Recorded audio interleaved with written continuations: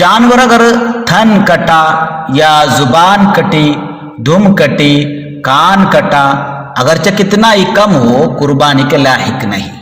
अक्सर फार्म में पाले जाने वाले जानवर के कान में बिल्ला लगाते हैं। बिल्ला लगाने के लिए कान को पंच मारा जाता है और पंच मारने में कान का एक हिस्सा जुदा हो जाता है।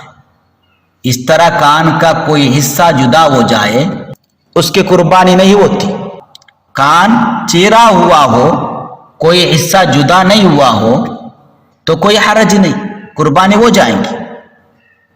धूम के सिर्फ बाल कटकर जुदा हुए हों तो कोई हरज नहीं।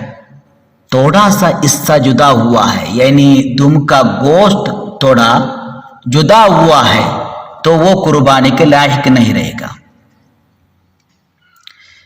इस मसले को यूं समझ लीजिए, छोटे उज़्व में से थोड़ा सा हिस्सा जुदा होना हरज है, मुज़िर है, और बड़े उज़्व में से थोड़ा सा हिस्सा जुदा हो जाए तो कोई हरज नहीं।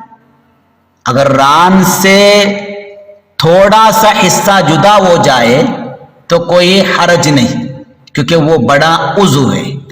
लेकिन उतना ही हिस्सा कान से जुदा हो जाए या जुबान से जुदा हो जाए तो उस जानवर से कुर्बानी नहीं होगी।